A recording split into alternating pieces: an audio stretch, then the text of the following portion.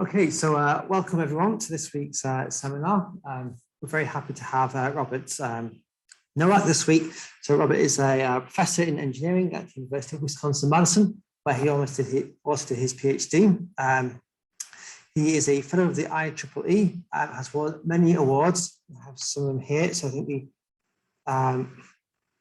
some General Electric Genius of Investor Award, an NSF Career Award, awards from the Army Research Office and the Office of Naval Research, and several Best Paper awards from the IEEE. So we're very happy to have Robert here this week, and he's going to be talking about what kinds of functions do neural networks learn. So over to you, Rob. Great. Well, thanks a lot for the kind introduction and the invitation to speak in this seminar series. I'm really happy to be here. I'm going to talk about what kinds of functions do neural networks learn. This is joint work with my bright and talented graduate student in my group, Rahul Pari. So I just want to mention he's been a real driving force in a lot of this work. And I'm happy to take questions during the talk. So if you like, you can post them in the chat. We'll try to keep an eye on that, or possibly you can unmute. I'm not sure how it works here, but happy to take questions as we go. So this is something that popped up in my Twitter feed yesterday, which kind of speaks to the general trend that we're seeing in deep learning, that is bigger is better. So they have a new system called Megatron Turing. It's an awesome name. It has 530 billion parameters. That's amazing. And you can see the trend there that they put in this little announcement that, basically every year, the size of these systems is increasing by basically an order of magnitude. So that's kind of incredible and amazing. And it makes you really scratch your head and wonder what kinds of functions are these systems actually learning? Because at the end of the day, something goes into the input and something comes out of the output. What I'm going to focus in on this talk are rectified linear unit neural networks. I'll kind of go over all the basics so everybody's on the same page, and we're going to look at fully connected feed-forward neural networks, kind of your standard multi-layer perceptron model. These are usually in some of those big systems, we were just looking at elements within inside these big systems are actually neural networks of this form. And we're just going to try to understand what are these neural networks actually doing? What are they learning when we fit them to data? What kinds of functions do they end up representing? And so, just standard notation here, we have some coordinate-wise nonlinearity. We'll be focusing on the ReLU, as I said. When people talk about the width of a neural network, they're talking about how many neurons per layer. And when they talk about depth, they talk about how many layers. So these are just some of the common terms that are used when talking about neural networks. I assume it's pretty familiar to most people, but just in case, I thought I'd set the stage for the type of model that we're going to be studying in this talk. So at the end of the day, a neural network is a parametric function, call it f sub theta. The parameters theta are all the weights that connect the neurons in this neural network. And the standard kind of training approach is backpropagation, which is basically just using gradient descent to minimize some sort of loss on your training samples. So you have n examples with features xi and labels yi. You might minimize the squared error or some other loss. And you might also possibly try to encourage the neural network to have small weights, for example. So often people use some sort of regularization as well. And so the question is, if we solve this optimization, find a solution theta hat, what properties does the function then have? What properties does this f sub theta hat have? That's what the focus is here. So a lot of people especially in kind of academic world, have been really interested in understanding what's sometimes called implicit regularization. And roughly speaking, what that means is there's all sorts of things going on in deep learning: architectural choices, learning rate adjustments, just a myriad of little things that are happening, and all of these do impart some sort of regularization into the learning process. And so that's attracted a lot of attention. Since 2020, I guess, Google Scholar told me there are almost 20,000 results that use the term implicit regularization.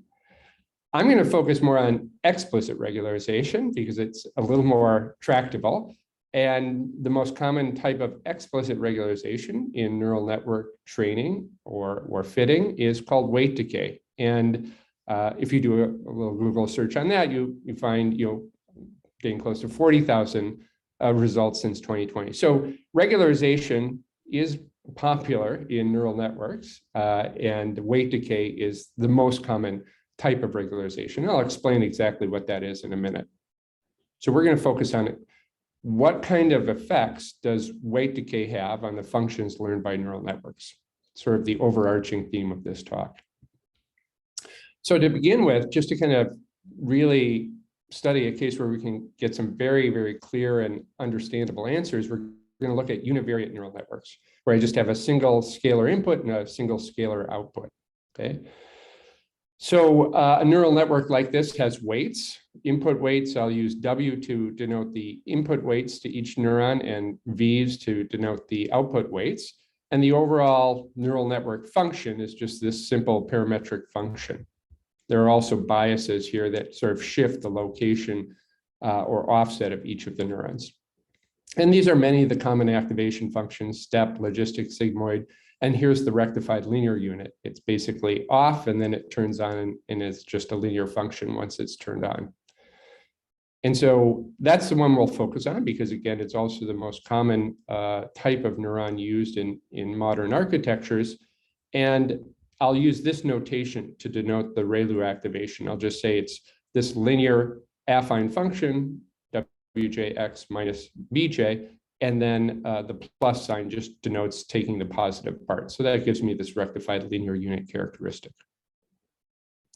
Okay, so what is weight decay? Weight decay is basically just L2 or ridge regularization. So if I look at an optimization like the one I have here, here's a data fitting term. And here is a regularizer, which is just looking at the sum of squared weights, the input weights and the output weights. I square and sum them up. And I'll call this kind of data fitting term, I'll just denote that as L. And so what gradient descent does, if you apply it to try to minimize this objective function, is it's going to just take the gradient of the loss function, and it's going to take the gradient of the regularizer. And so I've just written those out right here. And then if you kind of collect terms, what you can see is that it's doing a descent on the loss. So that's what this first component is. And then this second term is what is referred to as weight decay, because I take a gradient descent step and then I just shrink the weights a little bit by some factor. Okay, so that's weight decay. That's why L2 regularization or ridge regularization is essentially what weight decay regularization is doing. Okay. So what's a little less obvious is that weight decay is actually L1 regularization. Sounds impossible. I just told you it was L2 regularization. Let me explain. So if we look at the rectified linear unit, it's piecewise linear. And what that means is that I can take a positive scalar, C, and I can multiply the output weight by C, and I can multiply the input weight by 1 over C, and that doesn't change the function at all. So the function is sort of invariant to rescaling the input and output weights by some factor. And so because of that, I could write out an equivalent optimization where I introduce these extra C variables for each neuron, and they wouldn't affect the data fitting term at all because of this invariance up here, but they would show up here in the regularization term. And if you just said, well, what value of Cj would minimize each term in this sum? Well, it's easy to see that it's just Cj squared would be equal to the magnitude of Wj divided by the magnitude of Vj. In other words, this term right here is going to be minimal when the two terms are balanced. And so what that means is that at this kind of balance point, the magnitude of the output weight is going to be equal to the magnitude of the input weight. And so the overall sum of squares is just twice the absolute value of the product of the input and output weight. And this is what I mean by an L1 type of regularization. So this idea, or this kind of observation, goes back, about 20 years, and recently people have also been kind of rediscovering this fact about how L2 regularization actually ends up being L1 regularization. And the reason is because of this bilinear coupling of the parameterization in neural networks. Okay, so gradient descent with weight decay is aiming to minimize sum of squared errors plus sum of squared weights. And this is equivalent to L1 regularization, as I just pointed out. And what this kind of term here is called it's often called the path norm of the neural network. And so both of these optimization problems lead to the same solutions. That's the main message here. And so you could say, okay, well, now maybe we can get a better sense of what weight decay is doing. It's actually aiming to minimize this sort of path norm. What does that do to the solution of a neural network optimization? What it does is it produces a sparse solution. This is exactly what we would expect if you're familiar with things like the lasso and so forth. Whenever we use an L1 type of regularization, that leads to some sort of sparsity. So what I'm going to look at here is I'm training a neural network. I have 32 data points. I take an over-parameterized single layer neural network with 320 neurons, so 10 times more neurons and parameters than data points. And then I'm just going to train it using gradient descent with weight decay. And here's what happens. If we look over the training period, which is, I'm calling epochs here, we start off with 320 neurons with some random initialization. And as we train, the number of neurons that have non-negligible weights shrinks. It goes down, and eventually it's about 12 neurons that are effectively active or involved in the solution. So weight decay eventually produces a super sparse neural network. We started off over parameterized. We end up with something that's very sparse, but it takes a long time to see this effect. In this little experiment, it was 10 million training epochs. So maybe that's why people don't generally, I think, recognize that weight decay is a sparsity type of regularization. Here's one idea, though, that's kind of interesting. We know how to solve L1 problems. This is basically was an industry for 20 years in signal processing, statistics, and machine learning.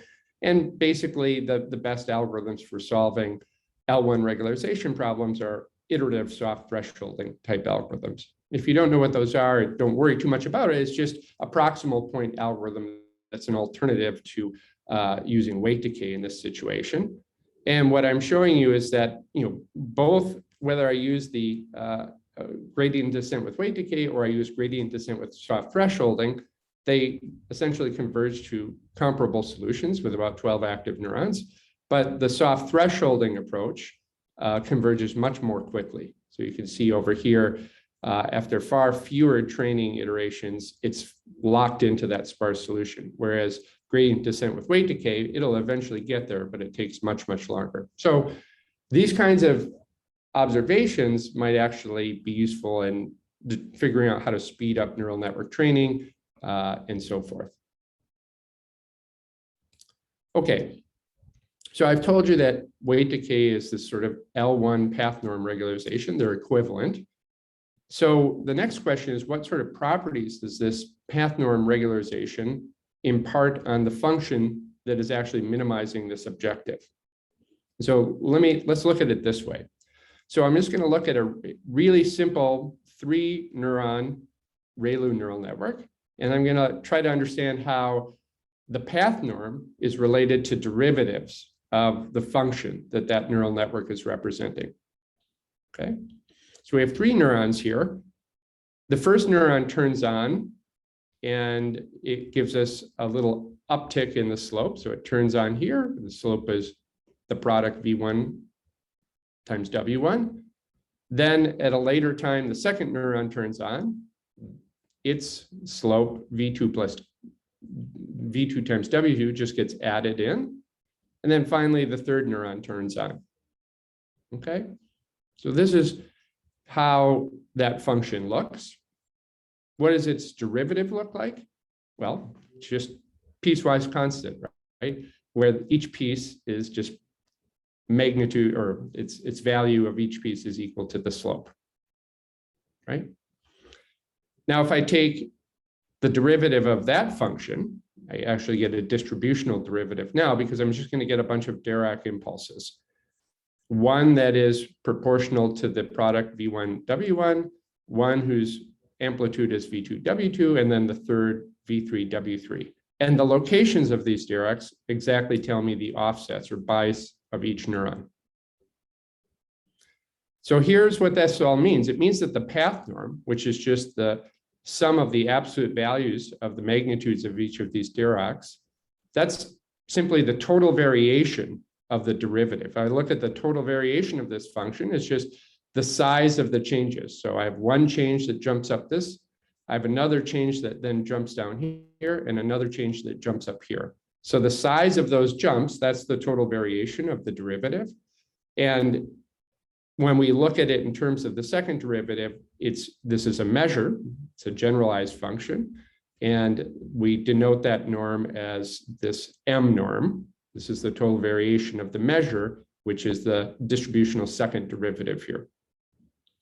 Okay, so any questions here? Maybe I'll just pause, because this is maybe like the most important idea to make sure everybody's clear on the talk, is that weight decay is minimizing the total variation of the derivative of the function. So we know exactly what it's trying to do. So let me just kind of put this all together. So weight decay equals total variation regularization, total variation of the derivative. So we saw it was weight decay is just related to L2 ridge regularization, which is equivalent to L1 regularization, which is equivalent, if we think about what it's doing in a functional sense, to regularizing the total variation of the derivative. Okay, and we could say what regularizers defined on functions are related to some sort of function space. What is that function space? It's called the space bounded variation, abbreviated BV. It's the space of all functions, and actually I should have called this BV2. It's the space of all functions with derivatives of total variation that's finite. Okay, so that's the space BV2. And what's kind of remarkable is that if you actually carried out the learning problem over this function space, which is a Banach space, and you said, what function minimizes data fitting plus a regularizer in terms of the total variation of the second derivative here? This loss function could be any loss function. It could be squared error, it could be logistic or hinge loss. So I'm writing it very generally, but if you sort of solve this variational problem in this infinite dimensional function space, what this representer theorem that Rahul and I have says is that the solution is a sparse single hidden layer ReLU network. And it's got a few key points here. That the solution has ReLU neurons, the solution has skip connections, and the solution is sparse. The number of neurons needed in this solution is less than the number of training points in the data set. So even if you can start off with a very, very large over-parameterized neural network, train it, and solutions you find will tend to be sparse. They won't use all those neurons at the end. That's what we saw in those experiments too. So how do you prove something like this? It kind of involves some kind of classical thinking. First of all, we're again looking at the second derivative. So we look at the properties of this second derivative operator. The Green's functions of that operator are rectified linear units, and the null space is linear functions. So that's where I get the representer basis elements, or atoms, if you will. That's the ReLUs, and then the null space shows up here. We have to have skip connections, and that gives us whatever we're missing, because those are annihilated by the operator. There's a question here. In the example before, let me just pull that up. In the example where the path norm equals the total variation, there were no cancellations. Could I not build a ReLU neural network that outputs constant 0, but has only non-zero weights and therefore potentially non-zero path norm. So I think the question is, like, I could take a ReLU neuron and, you know, the sort of negative of that or whatever, and they just cancel each other out. But of course, if I took the derivative of that, one Dirac would be pointing up, one would be pointing down, they'd also cancel each other out. So I'm not sure if that answers Philip's question. Well, but I mean, what do you mean it cancels? I see. I mean, if I take the derivative of the network, then there wouldn't be any positive or negative I see. derivative. There would just be no derivative. Yeah, I think I see what you're saying. So you're saying if I really had two kind of mirror neurons, one kind of doing one thing, the other kind of doing the opposite, so that their overall effect just canceled each other, I would still sort of have those counted as weights in my network, but they would not show up in the total variation. Is that what you're asking? That's what I'm, yeah. Yeah, and so I guess you're right. We have to kind of be a little bit more careful. We have to assume that no neurons have exactly the same offset or bias. As long as that's true, which would generally be true in training, it would be very unlikely if I randomly initialize that somehow two neurons would end up converging to the same bias. And so as long as they don't have the same bias or offset, you wouldn't be able to have that perfect kind of cancellation happening. So yes, that's a good technical little point there, but I think, yeah, it's not really contradicting anything if you get my meaning there. Is that okay?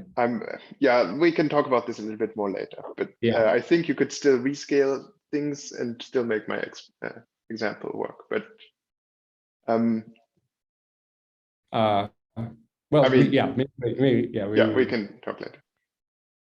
So the representative theorem of Michael Unser, he has a number of papers. A lot of those, they're a little different in that, trying to remember what his results say. I don't want to mischaracterize them, but they're very different than what we're talking about here. A lot of his work has been focused on representing more general activation functions as piecewise linear functions minimizing total variation. Here we're talking about the whole network architecture. So in this setup right here, I'm just talking about this space BV2. I'm not talking about neural networks at all. And what we're proving is that neural networks are the solutions to optimization in that Banach space BV2. So that's whereas the Unser's work, I think he starts off with something that has a neural network architecture, and then he's talking about representation of different types of activation functions. But we can follow up on that too. Somebody else says, I believe the path norm, you take the inf over all possible representations.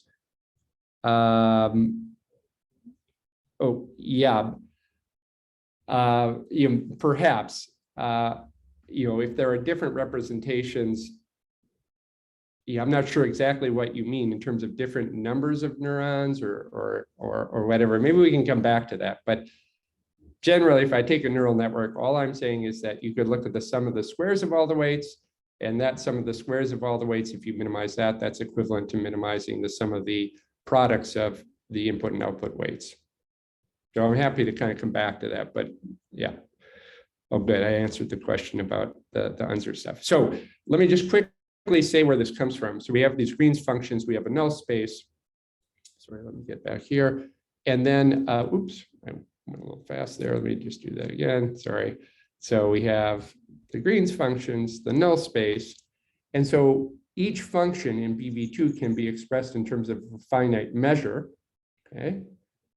And that minimizing the total variation of a measure subject to linear constraints is actually a very classical problem called the measure recovery problem. It goes back to late 40s, early 50s. And it's been known since then that the solution is a sum of Dirac impulses. So we have a sparse solution. And then to get back the function, you just have to undo the differential operator, which means in this case, integrating twice. And if you integrate a Dirac impulse once, you get a step function, twice you get a ReLU. And so that gives you this representation theorem. So sparsity comes from the measure recovery problem. And the fact that ReLUs are the atoms of this recovery are due to the fact that the differential operator associated with the ReLU is the second derivative. Okay, so what is this Banach space BV2? It's the set of all functions that have finite total variation of the derivative, which we can also represent in terms of the measure, total variation measure of the second distributional derivative. And what are some examples? Just kind of give you a sense of what's in here. If I have a function whose second derivative is in L1, then this norm that we're talking about here, this measure, total variation measure of the second derivative, is nothing more than just the L1 norm of the second derivative. So this is the L1 norm of the second derivative. So that's fine. So it's basically like the L1 norm. You can think of it like that, except that it also allows you to include things that aren't functions, like the Dirac impulse. So if f double prime is a Dirac impulse, a generalized function, then this total variation measure is just the absolute value of the height of that Dirac impulse, the weight of the impulse. So it's basically L1, but it allows us to also have these generalized functions, which of course we need because that's exactly what a ReLU is. So because though you can see that the it includes essentially functions whose second derivatives are in L1, it's not easy, or not difficult, I should say, to see that this BV2 space also includes a very familiar and classical space, the L2 Sobolev space, which is the L2 norm of the second derivative. So this is kind of goes back to the 60s. This is smoothing splines and reproducing kernel Hilbert spaces and all that sort of stuff. So BV2 is a Banach space. It's not a Hilbert space, and it's bigger. We have this sort of containment. And it's important that we do because continuous functions that are smooth, except say at finite number of points, are in BV2, but not in the Sobolev space. So for example, the ReLU activation function isn't in that Sobolev space, but it is in BV2. So what is this bias? This is kind of why neural networks are so much more capable in some situations than classical methods like smoothing splines or kernel methods. So here I have a true function. It's kind of has slow variation in some areas and fast variation in others. The red dots are some data. Here I've trained a rectified linear unit neural network with weight decay. And you can see it sort of does a reasonable job of smoothing in the smooth areas, but is able to capture the fast variation in this area. Whereas a smoothing spline, which is the optimal method if I was working in the Sobolev space, it's either, so here I'm sort of adapting to local smoothness with the neural network, but smoothing splines either over smooth in the high variation area or over fit in the smooth area. You can't, you kind of have to have the same smoothness everywhere. You cannot adapt to that kind of local variation in smoothness with smoothing splines like you can with neural networks. And so you can actually kind of quantify all this very sharply in terms of mean square error recovery rates. So if I look at smoothing spline versus neural network, if I have a function in the Sobolev space, they both have a rate of convergence. If n is the number of points I've sampled, the rate of convergence is n to the minus 4/5. Both are optimal in Sobolev space.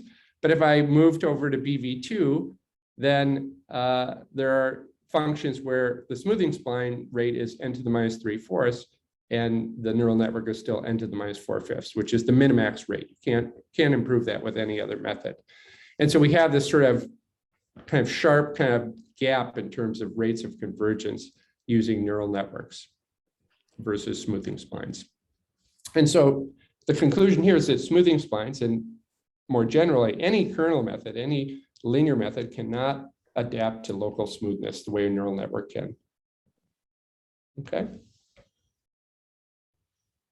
So that's sort of the first part of the talk, where I just kind of wanted to explain what is weight decay doing, and how we see how it kind of plays out in the univariate setting. Now I want to move on to multivariate neural networks and deep neural networks. But before I do that, maybe I'll just see if there are any questions on that first part. Okay, so BV2 is the function space of infinite with ReLU neural networks, which we can express as an integral of this form. So we have our ReLU atoms, and then we have a finite measure that we're integrating against. And so what you should think about when I write this here is that you have neurons, and then you're taking an L1 combination of neurons, and that's where you get this sparsity. The measure in this integral representation plays the role of the output weights. So fitting a data set with an infinite width neural network of minimal total variation is approximately the same as minimizing the L1 norm of the output weights for a wide but finite width practical parametric neural network. And this framework just immediately extends to the multivariate setting where I just replace X and W with vectors. Okay. So this kind of integral representation goes back a long time, again, probably about 20 years. We can look at infinite width neural networks. And one of the kind of interesting observations of representations of this type is that they have these really nice dimension-free approximation capabilities. So on a bounded domain, a function that is written by an integral representation of this form can be approximated in squared L2 error to an accuracy of 1/m, just using on the order of m neurons. And this goes back to kind of famous work of Maury and Pizier, and then Barron is the person who really brought this idea into the world of neural networks in his famous paper.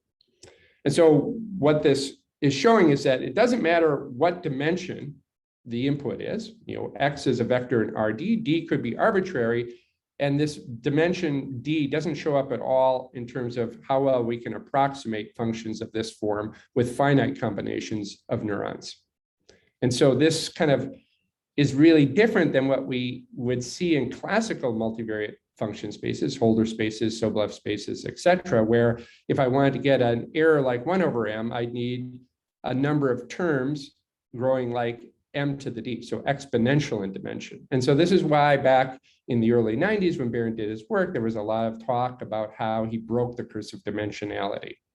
These function spaces kind of enjoy these dimension-free properties, which is really powerful, really interesting. And so now what I want to do is try to explain what that means. How is that possible? What's going on? So again, if we look at the integral representation, it looks like this. That's essentially the same as we can approximate these things with finite width neural networks, as we just discussed. And here what you could think about doing is forcing the norm of the input weights to be norm 1, and then just minimizing the L1 norm of the output weights. That's equivalent to the weight decay and so forth that we talked about before because of this relationship with L1. And so what this allows is each neuron kind of has a preferred direction. And so this L1 combination of neurons, each having their own preferred direction in RD, allows for functions that might vary little in most directions, but then can vary maybe quite a bit in certain preferred directions. And this yields something that I think is a really nice term that Dave Donahoe introduced. He called this a mixed variation space because it has this ability to have different levels of smoothness in different directions in a high dimensional input space. So what are these function spaces? Let's take a look. Here are two examples of two-dimensional functions. This is a function that has sort of weak or little variation in many different directions. Here's a function that has very strong variation, but only in one direction. In the orthogonal direction, it's exactly constant. So both of these functions have the same measure theoretic total variation, but classical norms like a Sobolev norm are much smaller for this function than this function on the right. So neural networks favor functions with variation in limited directions. So more kind of, how do we actually characterize what are these spaces? Think about what we did in the univariate case again. We looked at this univariate neural network. We looked at its second derivative, which immediately revealed the sort of slopes and the biases or offsets of each neuron, right? And so taking two derivatives was sort of sparsifying the neural network, yielding one impulse for each neuron or atom, if you want to think about it as an atomic representation. So we want to try to find a similar sort of sparsifying operation to apply in the multidimensional setting. So what are multidimensional ReLU neurons? They're ridge functions. Here I'm showing a two-dimensional ReLU over there on the right. And these ridge functions are parameterized by their orientation and their offset from the origin. So here I'm just looking at a top-down view. Here's how the orientation just kind of rotates which direction that neuron is varying in. And then the bias or offset just shifts it in the plane. Okay, so those are the parameters of a ReLU. That's what they do. They change the offset, the slope, and the orientation. So when we want to study functions from different orientations, the natural kind of tool to use is the Radon transform. This is what's used, for example, in computed tomography, where we're trying to look at a cross-section, say, through a human body.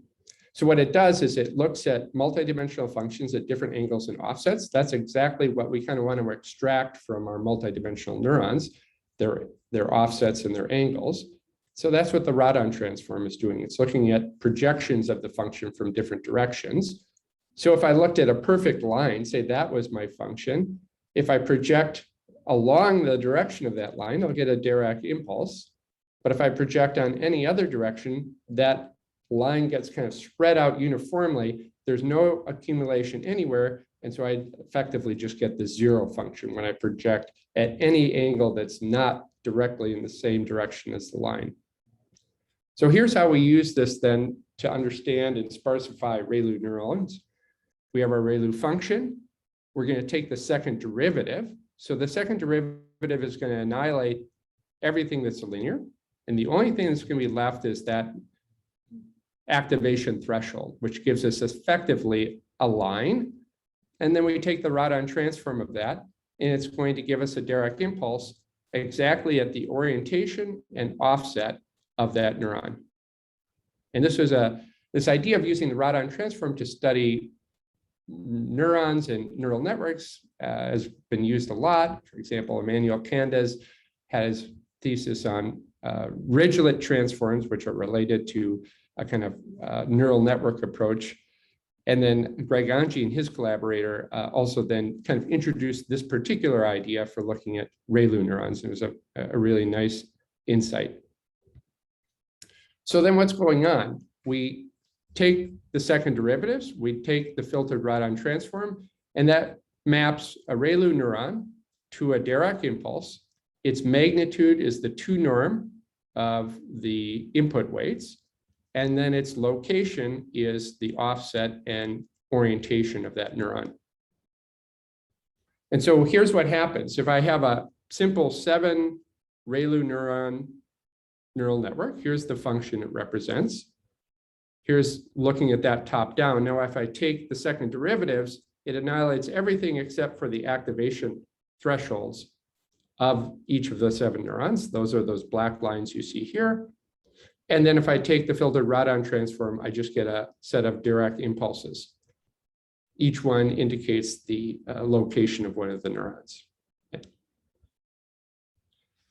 So this kind of plays the role. Before in the univariate setting, we just took second derivatives. Now we have to take second derivatives and then also apply this Radon transform. But if we do that, we can just look at this norm, this total variation norm of the result of that sequence of operations.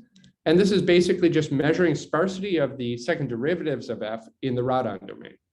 So it's a sparsity type norm that gives us a Banach space. We call it Radon BV2.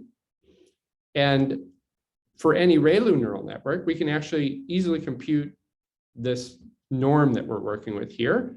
The norm of a neural network just turns out to be the path norm again. This is the path norm of a multidimensional single layer neural network. The 2 norm of the input weights and then the absolute value of the output weights. And so path norm regularization and weight decay, these are the same sort of regularizers, again, in this case. And so weight decay is basically aiming to minimize this sort of norm on the function that the neural network is representing.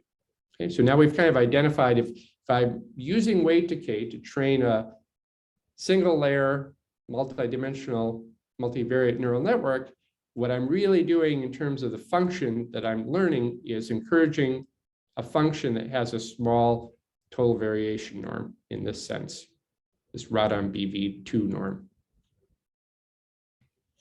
Okay, so we have a representer theorem 2 here. We could carry out the optimization in this infinite dimensional Banach space, RBV2. And what the representer theorem says is that there are solutions to this variational problem that are exactly, again, single hidden layer neural networks. We have ReLU neurons, we have skip connections, and we also have sparsity. So it's the same story that we saw in the univariate setting, carries immediately over to the multivariate setting. So what can we say about approximation and estimation then with ReLU neural networks? Well, if we have a function in this Radon BV2 space, then we can approximate it with a finite width ReLU neural network that has this approximation rate in squared L2. So it's m to the minus quantity 1 plus 3 over d, where d is the input dimension of that neural network. And this is always better than m to the minus 1 or 1 over m. And so this optimal exponent here was first established in some work of Francis Bach, and then Siegel and Zhu followed up and extended things in several ways. And then Rahul and I related it to this function space, RBV2. So in contrast, if we used a multidimensional linear method, like a thin plate spline, a reproducing kernel Hilbert space method, or even a neural tangent kernel, the m-term approximation error behaves like m to the minus 3 over 2d. So you can see that it's very slow approximation rate as d increases. And this is the curse of dimensionality. So any kind of kernel method suffers from the curse of dimensionality in this space, but neural networks do not. So if we also sort of had some nicely distributed samples of such a function, then we can use these approximation rates to get estimation rates. So estimating or learning from data, you have your approximation error, you have your variance, and if you balance those terms, you get this rate of decay, which is always better than 1 over the square root of n. So we have, again, a dimension-free sort of estimation rate too. The dimension doesn't hurt us at all. And this is the minimax rate for this Radon BV2 space. So somebody asked, will I discuss extensions? Yeah, I will be discussing it. Let's see how I'm doing on time. Good, I think I'm doing okay. I'll get to that in just a minute. So before I do though, let me show you some pictures. So what does this mean? I think the important thing to take away here in the multidimensional case is how do neural networks extrapolate? So here I'm showing you a two-dimensional function. That's this sort of green, blue, yellow function in the background. The red dots are samples where I've sampled that function.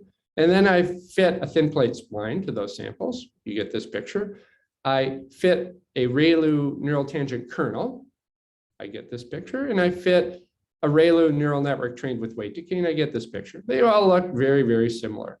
That's what we would expect because this function is smooth in all directions. It's basically like a Sobolev space type function, just a classical function, and all these methods should perform basically the same in this setup. But if I look at a different function, here's a function now that has this one preferred direction of variation, and then it's constant in the orthogonal direction. Again, I get a bunch of samples. The thin plate spline looks a lot like the ReLU neural tangent kernel, but it really, neither of those looks anything like the neural network trained with weight decay, which actually homes in on this preferred direction and comes up with this very sparse solution that gives us a really nice recovery of that kind of oscillation just in that one preferred direction. And this is where that L1 kind of feature comes in. It sort of senses that it can get away with just some neurons that only vary in that direction, and we get a much better recovery in reconstruction. So neural networks learn and extrapolate very differently than classical multivariate estimation techniques and kernel methods in general. Here's an even more striking example. So same function we were just looking at, but now I'm just going to take these samples. So I'm not sampling the whole domain at all. I like this example because that's kind of what's going on, I think, in most neural network problems. We're in very high dimensional spaces. We don't have that many training examples. We're certainly not nicely and uniformly sampling the entire domain, right? So maybe it looks something like this, where we just sample in a rather narrow portion of the total domain. The thin plate spline, the NTK, both kind of only really figure out what's going on where you have samples.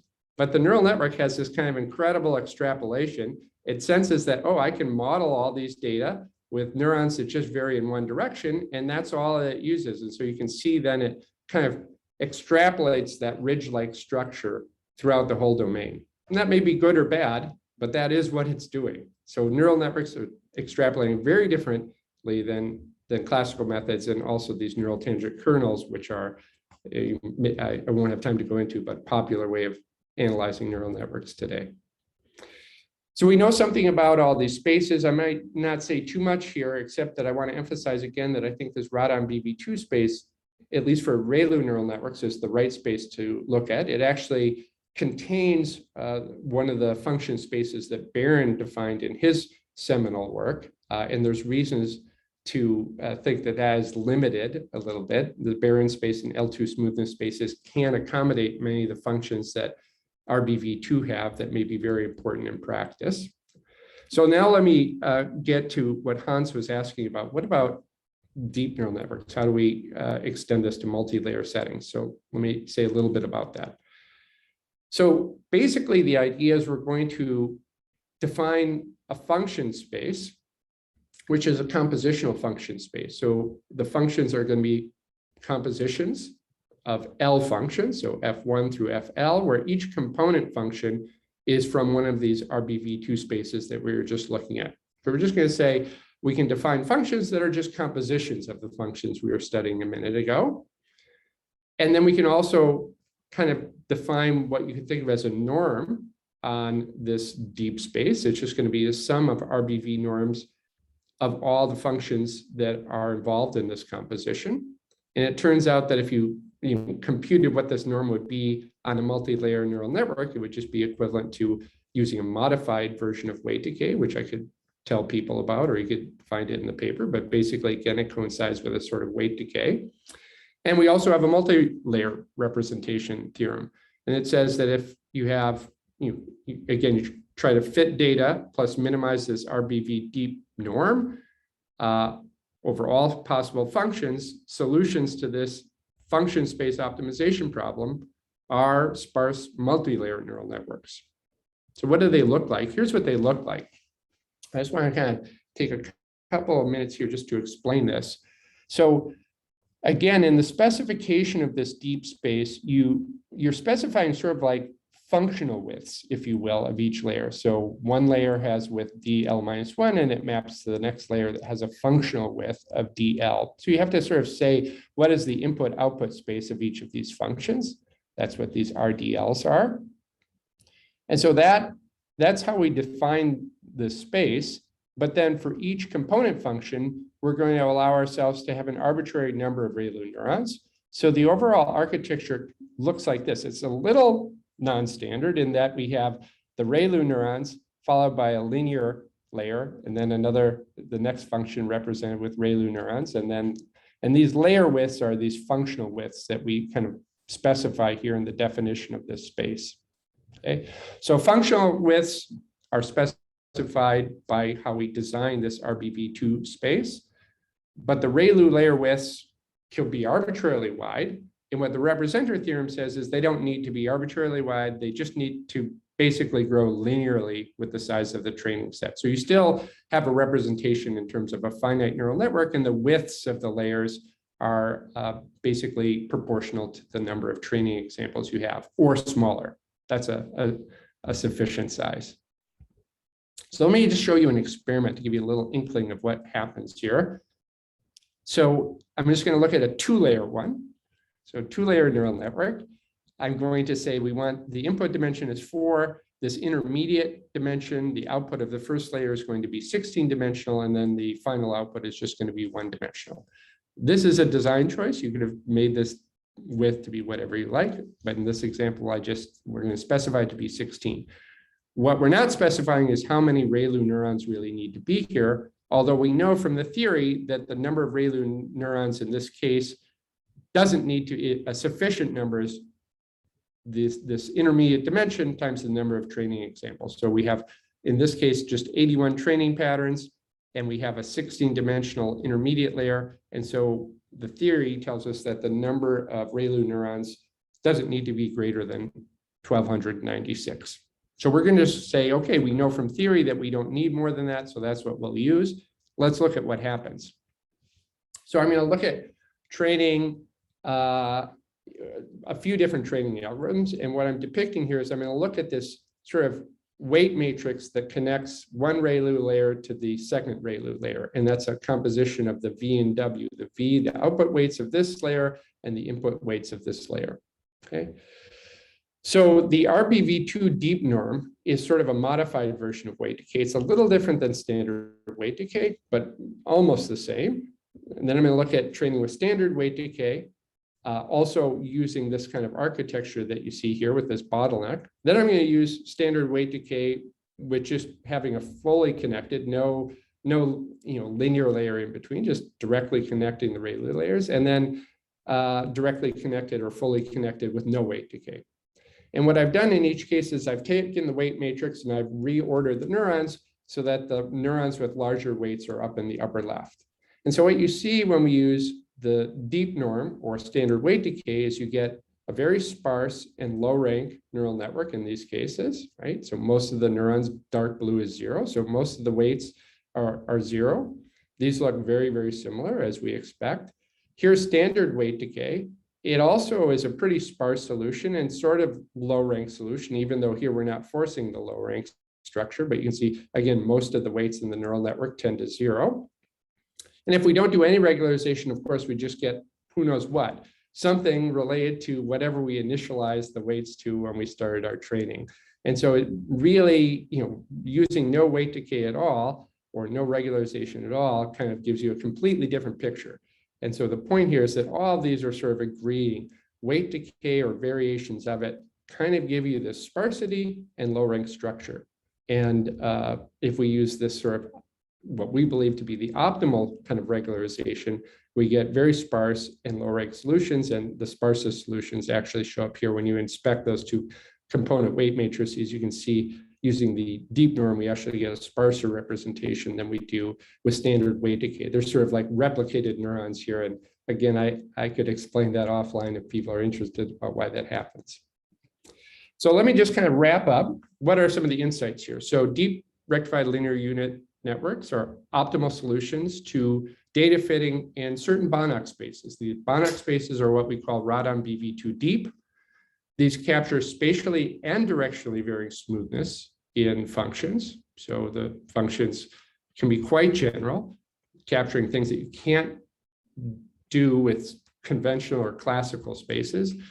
When you have multiple layers, that allows for even more spatial localization. Something I could talk about later if people are interested in what that's about. And these new mixed variation spaces suggest new statistical methods and new neural network training algorithms. Like I said, since we know that weight decay is generating an equivalent to a sort of sparsity regularization, maybe there are proximal point algorithms that can actually significantly improve and speed up training. So it also provides some insight into past observations that people have made in experimental work. For example, the solutions are sparse. We see that naturally arising here. The solutions are over-parameterized. We have wider widths than the actual function layers, the functional widths that we prescribe. So they're over-parameterized in that sense. Skip connections kind of arise naturally. So rather than sort of saying, oh, well, maybe we should throw in skip connections, you actually see through this analysis that skip connections are essential and required in the solutions. And then we also see that in the deep setting, low rank weight matrices also arise naturally. And this is something that recently people have really been kind of exploring experimentally and showing a lot of promise by using low rank representations of weight matrices to speed up training, to improve robustness and so forth in neural networks. And that's also a byproduct of this analysis. And so I will stop there. Thank various agencies who've supported some of this work. And then also, I don't know if the slides will be provided, but I have here a list of all the papers that I mentioned as we went through things today. So if the slides are shared, you'll get all these references too. So happy to take questions. Thanks for listening.